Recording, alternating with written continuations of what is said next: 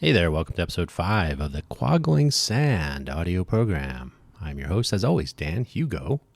I'm recording this on Tuesday, December 12, 2023. We'll probably post it on Wednesday. Today's topic, one of my favorites, merely an introduction, kind of an overview. Travel. Never say no to travel. And always have your passport. I've got mine right there. I can see it from here. I think it's about 3-4 years left to go before I need to renew it. That'll be another headache, I'm sure. And remember, the journey is part of the gift. The travel itself is part of the entire process. Going places is fun, but try to make getting there fun as well. That was one of my take-home lessons. This all started when I was about 6 years old. I joined my mother and my sister, my younger sister, and my mother's friend, a longtime friend, and her 2 kids on a cross-country journey from New Jersey to Phoenix, Arizona, really Tempe, Arizona, on a Greyhound bus. Good times, very educational. I think it was, I had been on a plane, I think, before, and had certainly traveled. We used to go to Florida a bit, so road tripping it. And don't really ride the dirt bike so much on the street. The joy of living and recording and producing audio programs near a road. I had traveled before. We used to visit Disney World in Florida. So we would drive down from New Jersey to Florida. So road trips were not brand new, but certainly taking a bus, all that entails, the stops at random eateries and bus terminals and so on.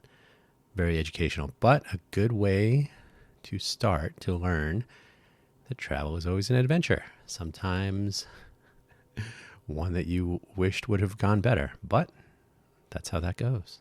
Probably the most educational day-to-day traveling and commuting is not really traveling, but it's sort of like going to the gym. It's actually sort of like training for a marathon, right? You don't run a marathon every day. At least I hope not.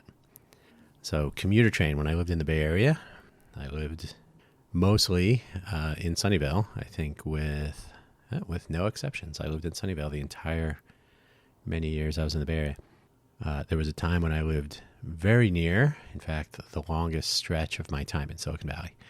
I lived about 6 minutes maybe walking to the Caltrain.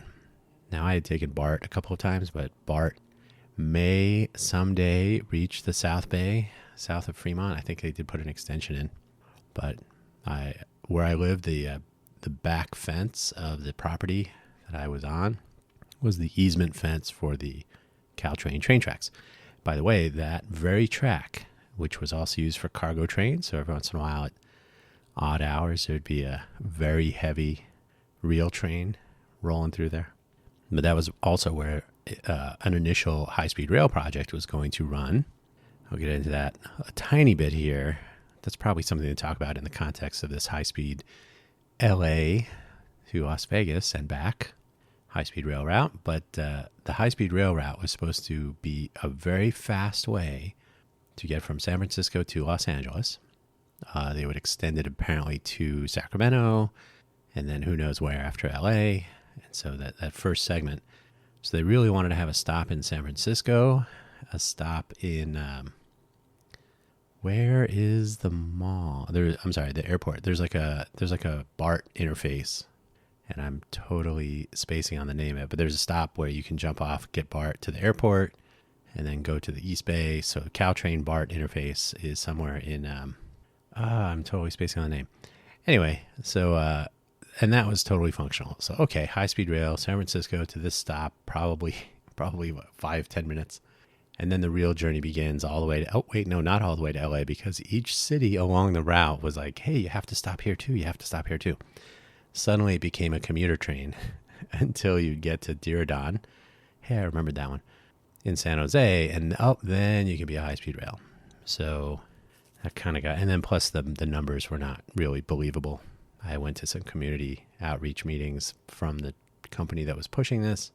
But all that said, it would have been kind of interesting. But I used to take the Caltrain every morning when I worked at salon.com. So I would jump on the bus, on the train, sorry. And it was very comfortable given what it was. If I caught the express train, the trip from Sunnyvale, California to the end of the line in San Francisco, King Street Station, if I recall correctly, was 50 minutes, I think, 55. If you did not catch the express, if you just caught a normal commuter train, it was something like 70, 75. So even though that was a small savings, the psychological impact of stopping and going or not stopping and going a few times was measurable. So commuter trains are interesting because of that. They teach you things like getting comfortable, moving around on a train while it's moving, interacting with other passengers. This was a multi-level train. These were, oh, by the way, what were they? The Bombardier cars? They had two different kinds of trains. One of them is you'll see them a lot in like Washington, D.C. and in L.A. They're kind of a double-decker, they're double-decker, but not as simple. There's a half deck sort of on the ends, and then you go upstairs. More comfortable, better ride. But either way, you kind of have to get used to whatever you're riding on. This paid off when I was in other places, and I would catch a commuter train in Rome to get to the Maker Faire, or in other cities, whether it's a subway or above, an elevated train, L train. Similar idea, similar subways and the tube in London, and some trains that I was able to ride in Asia. So being comfortable getting onto and off of and negotiating seating and restrooms and so on trains while they're moving especially is a good skill. It's like sea legs, train legs, I guess. So yeah, I used to take the train every day for the entire duration of my time at salon.com, which was too long, but that's a different story for another time. I used to do road trips all the time, especially when I had my diesel Jetta. Not the new Jetta or the newer. They bumped it up to like 150 horsepower or something. I got the diesel Jetta with 90 horsepower, which sounds like nothing, but it had immense torque, enough torque so that even though I had a standard transmission, I was able to, you could let the clutch out without touching the gas pedal going up hills. And the torque in that diesel was amazing. It actually helped me develop very bad habits for driving a standard transmission. So my diesel Jetta made road trips quite fun. You could overfill the diesel tank. They called it venting. So you'd hold in a little vent button in the filler receptacle. And you could fit a couple, like maybe another gallon or two. It would basically flow throughout the rest of the tank instead of venting space. Because if you're going on a long trip, hey, might as well. You're going to burn that off in a few hundred miles. I think I was getting like 50, 60 miles. And then if you're on a longer trip, it goes up a little bit. And then, of course, it goes up a little bit as you drive the car around, get the mileage. So that was a great vehicle for road trips. I did a 2,200-mile road trip with, I think I stopped 3 times to fill it. So crazy. Pulling into a truck stop at that time. This was in about 2002. I got the diesel Jetta after my other Volkswagen Jetta was smashed up quite nicely by a hit and run, although we did catch her driver. She remembered nothing, having a nice case of dementia. Didn't even know she was driving. That's for another time too. So the diesel Jetta was like, oh, that'd be kind of fun to try. And yes, paid off very nicely. So road trips were a blast. But in general, road trips can be fun. The diesel Jetta was so comfortable, and with the blue dash lights and all that, very, very nice car. You have to make sure you don't fall asleep on a nice long drive. But the thing that I learned was that I could drive all night. I could drive for long stretches, restroom breaks aside, especially with this diesel thing. Just go and go and go. And so I would drive at night, get to my destination, take a nap. And somewhere along the way, I realized that I was missing out on the journey part. Remember, I mentioned that earlier. When I did not have my diesel Jetta anymore, I had a Scion, the little, as one person called it, the Xbox, the Scion XB, the boxy version. Typical Toyota, decent mileage, easy to drive, reasonably comfortable. No cruise control. The diesel Jetta had cruise control, of course. So the no no amenities really, very simple car, almost like an original Volkswagen Bug. And I used to drive that thing straight through, like a quick round trip to LA. So I'd drive from Sunnyvale to Los Angeles, probably West Hollywood or wherever. Did this multiple times, drive down, do whatever. So I would leave around 1 a.m, get there in the morning when things are open, conduct the business, and then jump back onto the freeway and head north, usually on the 5. The 5 is a very boring road. So most of my most recent road trips were up and down in California. And then I sold my car about, 7 years ago now. Best decision ever. So no more road trips. But I think it's fun to have your car when you arrive somewhere. Very convenient. But you're tired and you have to deal with getting back. One time I ran out of gas because I drove around, where was I? It was before I had the whole thing because of just muscle memory. I had the whole fuel consumption and everything all worked out. This was not the diesel Jetta, obviously. And I drove an extra 15 miles or something. And so I fell short 12 miles of my normal, I think it was 12 miles, but maybe more like 8. Right in Gilroy, California. So I fell short. Somebody had to come and get me some gas. And that's probably a story in itself too, but for another time.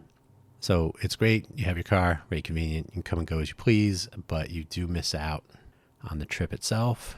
You basically have to keep your eyes on the road, try not to sleep, and then you have the whole return trip to look forward to. And so I've learned over the years that handing that off to someone else, a paid professional, ideally, is ultimately better. So I moved to Las Vegas 10 years ago, and one of my former colleagues from Palm was in town for CES in 2014. And he said, this is January, of course. And he said, hey, let's have lunch. I'm looking for somebody who can travel, interface with engineering, talk to people. So I was giving him a bunch of names and possibilities. And he said, I was thinking you could do it. I said, now this was working for Intel. And I said, what, I have to move back to the Bay Area? And he said, well, maybe you could stay here. So I said, hey, the cost of living in Vegas is low. Why would I move back? And he said, well, you could be we'll set up a virtual office, which they did. So I was the only Intel employee in Nevada. And I used to call the luggage, what do you call it? The carousel 19 at the now Harry S. Reid International Airport was my work address. I spent so much time there. So Carousel 19, always where United would drop my bags. I had millions of miles. I have several 100,000 miles of frequent flyer mileage. My first trip was to Dublin, Ireland. I had never been. And that kicked off a wild ride.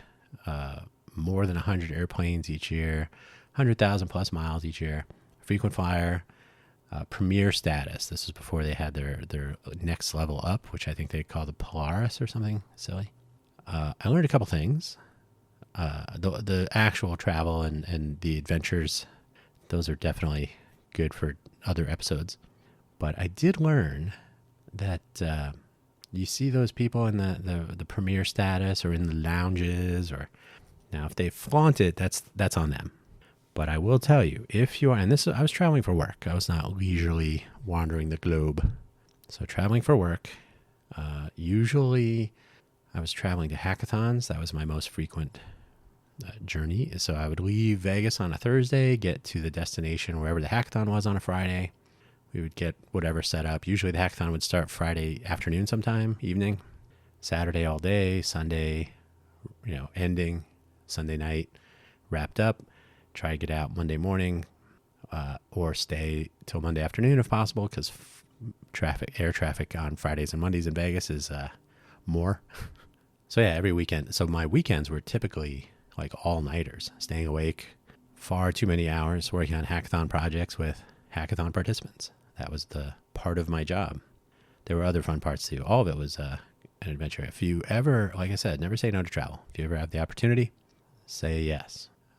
But I also learned a couple. So yeah, the frequent flyer perks they're kind of life-saving. They're the sorts of things where you're like, man, I wish I could just sit and charge my phone, and because I got another 12 hours of flying ahead of me.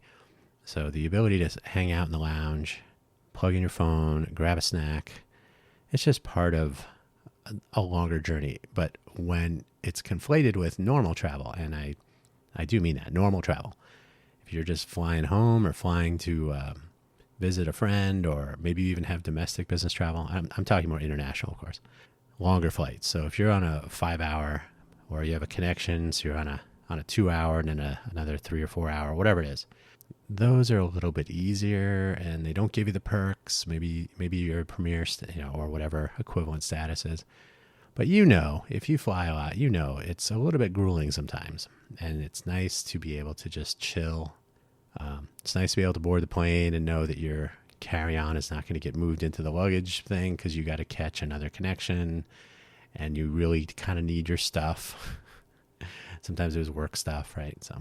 But also, here's the deal. When you're on more than 100 airplanes each year, that is, you're not the occasional holiday traveler. You're not heading to Vegas for the weekend, catching a Southwest or Frontier flight. You're traveling. You're putting in the miles. You got the luggage. You got the. I totally have a Scott E-vest, travel vest.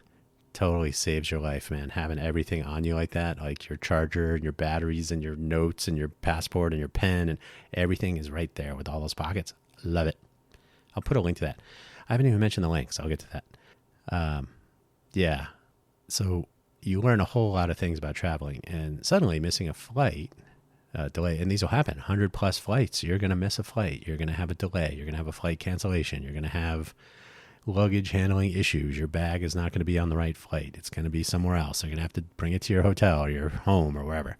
So all these things happened a couple times for each. I never missed a flight myself. I was never late to the airport or anything, so I always had that dialed in. Even in impossible circumstances, I was able to connect with the flight, even with 20 minutes. Now, I will say, if you are running late and you have the frequent flyer status, they will work with you a little bit better. So there again, it's a perk, not to be flaunted, but definitely appreciated. But there's always another plane. So that was always, that's just a learning experience, right? And I would speak with flight attendants and other crew. Passengers are pissed off about this or that. And I'm on not as many flights as you, but, hey, flights are delayed. This is how it works. And they're like, yeah. If it's your one flight a year and it's delayed, of course, it's going to hurt. It's a painful experience, but, could be much worse. Getting in late is better than not getting in, right? So, but very educational. If I can return to the friendly skies as part of an unusual consulting work engagement of some sort, I would do it yesterday or maybe last week. The Flixbus. This is a fun time. So after I was working with Intel, after the big layoff, chilling in Vegas, not traveling nearly so much, I was going to head to my parents' house in Phoenix area, and suddenly, look at this, Flixbus is a European company. They started adding routes to the United States. There's the Megabus and, of course, Greyhound. I mentioned that. That was my first road trip when I was 6.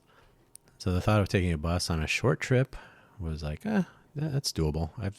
I've done my fair share of public transit, and try not to do the Uber so much. More buses and trains or light rail or subway in my global traveling.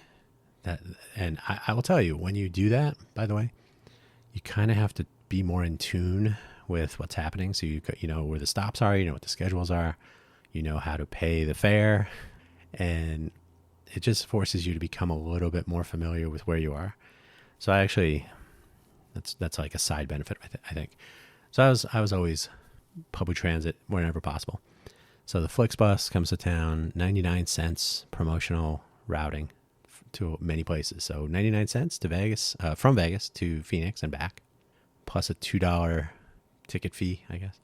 So like $4, $5, whatever it was, $4 and change. That's hard to beat.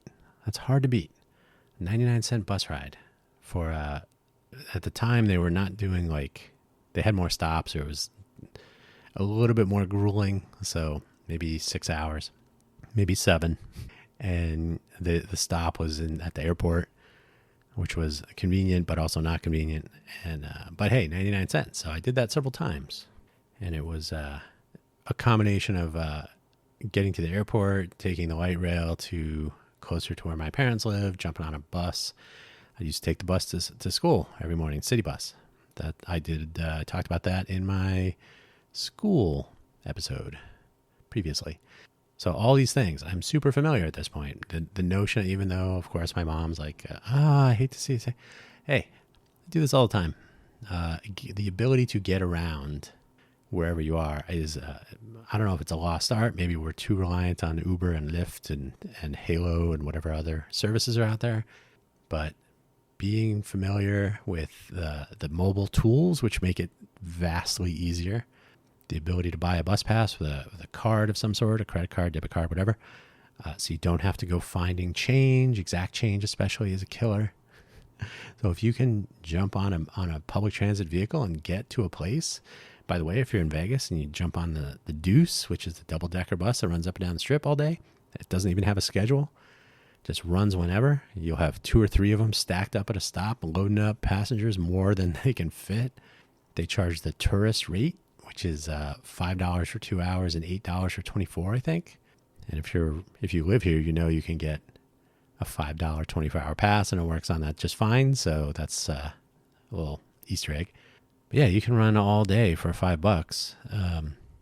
Jump on, jump off, ride between the resorts and stuff. So yeah, why not? Why would you not do that? The notion of getting a lift, having to deal with going to where they pick you up and so on. So anyway, this is part of what you learn is the ability to get around without feeling as though you are hobbled by the lack of actual vehicle. And plus, if you're in a country like Ireland where they drive on the proper side of the road, as some might say, that is something I did not want to deal with.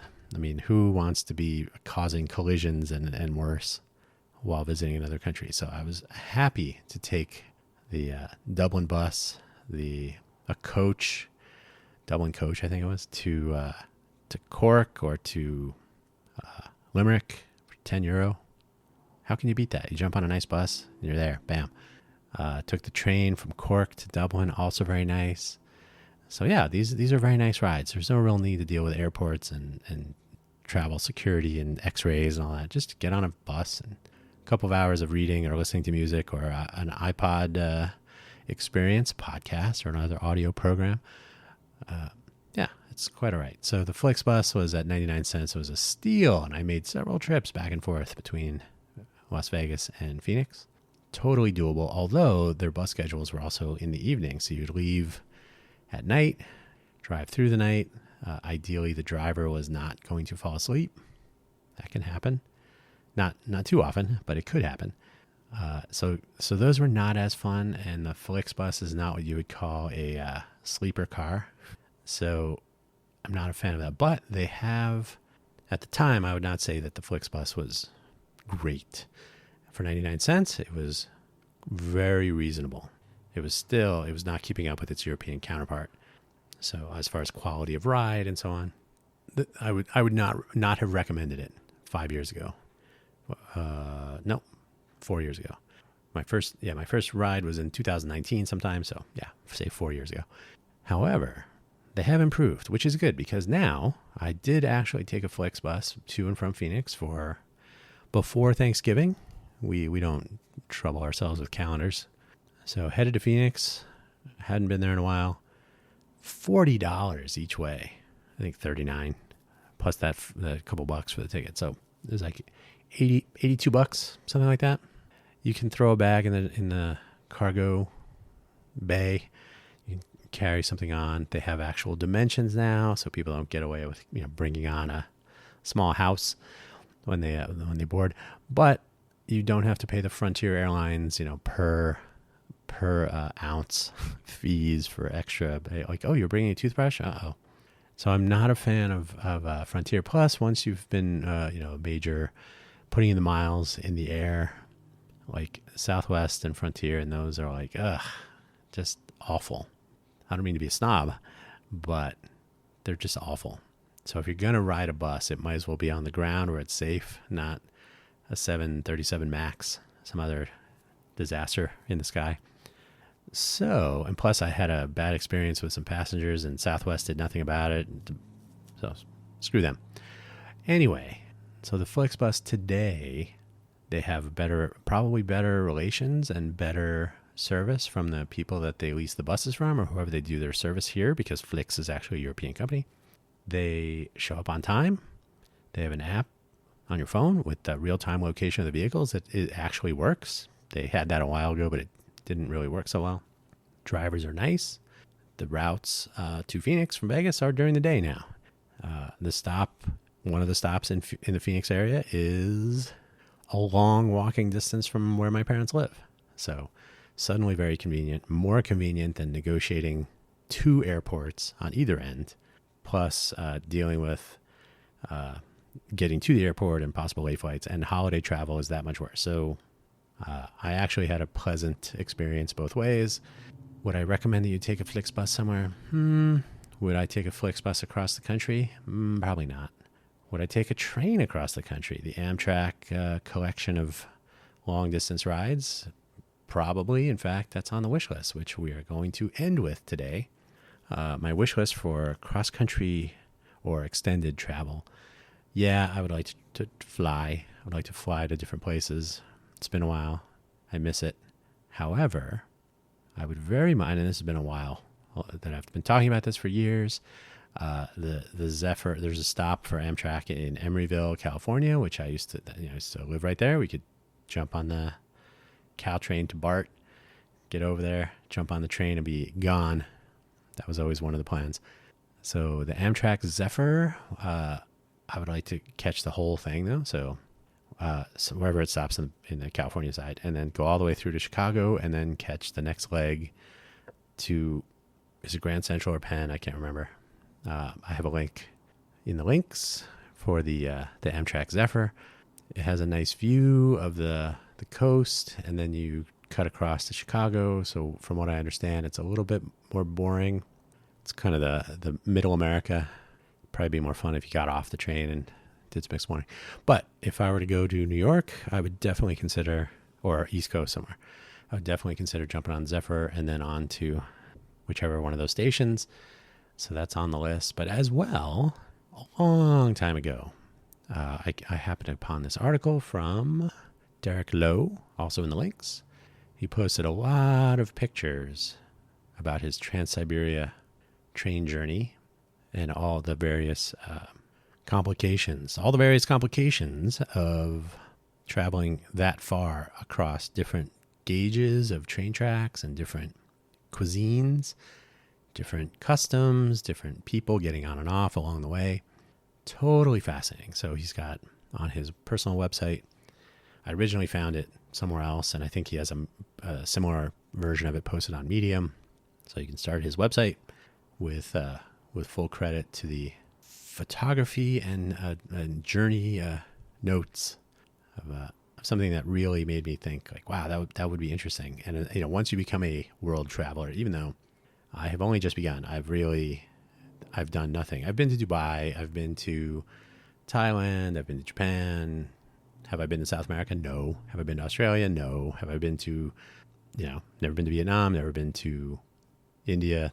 So there are, I've scraped the surface, 1% of 1% perhaps. But the train component, there's going to be a high-speed rail from LA to Vegas, apparently $3 billion worth. I mentioned the high-speed rail plan that kind of fell through for San Francisco to LA. I wonder why LA to Vegas makes more sense. Fun economy, perhaps? I should talk about fun economy, perhaps, in the Cafe Genius Impresario's audio program. So yeah, high-speed rail. I would jump on that rail to go to LA. I haven't been to LA since pandemic times. It's been a while. I did go to college in LA. Still some stuff to see and do. But I'm going to guess that a lot of people from Los Angeles are going to be coming to Vegas for the weekend. So maybe go during the week. I really, though, would like to explore, like I said, the Zephyr would be fun. There are a couple of train trips around the world that are interesting. Trips through Europe. There's the Siberian Express may not be so easily accessible lately. There are still a variety of long train trips through picturesque parts of the world. Now we all have our digital cameras in our pockets all the time, so be an interesting journey from that perspective. But just in general, train rides that are for long trips are very different from a commuter train. So the commuter train is good preparation, like I said, like a marathon. You're not running a marathon every day, so you don't take a 1,000-mile journey, a 5,000-mile journey, whatever, on a train or anywhere on the daily, I hope. But I've certainly, well, I might be out of practice a little bit, but I've certainly grown accustomed to distance traveling, and I think it would be a fun time. And so I have a Condé Nast Traveler list of the best train journeys, also in the links. One of these days, got to get back on the road. Friendly skies, maybe, but the world is much bigger than Las Vegas. And while 40 million people do come here, I would rather be one that goes there.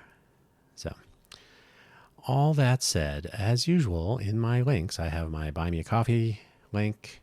I'm experimenting with throwing the tip jar out and see what people do.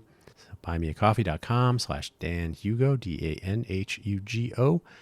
Conveniently, you need pay nothing, and you will see a list of my productions and projects, which I will maintain there.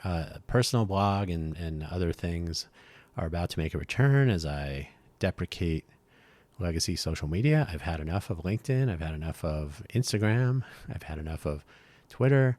So it's time to get back to self-publishing, just like Derek Lowe did there. He's got his personal description of his Trans-Siberian Railway journey.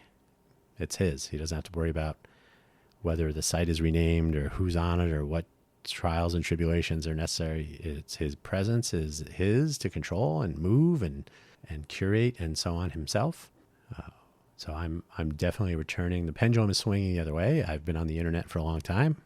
I learned the joys of handcrafted HTML back in my days at Netscape, and I see no reason why I should be letting LinkedIn and other of these platforms dictate how they present me. I can do that just fine. Maybe you can consider that too. But that's another time, another story, another episode. And so I will leave it there. Again, the show notes should have the links. Even posting on Spotify is a little hinky, so it will move into the secondary with the blogs and all that stuff. So more on that later. Thank you for listening, of course. Share with your friends. Tell your neighbors. And if you're traveling somewhere, send me a postcard. No, I'm just kidding. Although postcards are a lost art. I have done the sending a postcard on the travel journeys. The time I went to hang out for New Year's with my college roommate Tuck, and we were sending postcards to people from New York. Good times. I have sent postcards from other places as well. It's a fun thing. Or picking up the keychain or the magnet or the whatever from different places. One person I knew wanted decks of cards from different places. I still have those decks of cards because I never actually ran into her to give them to her.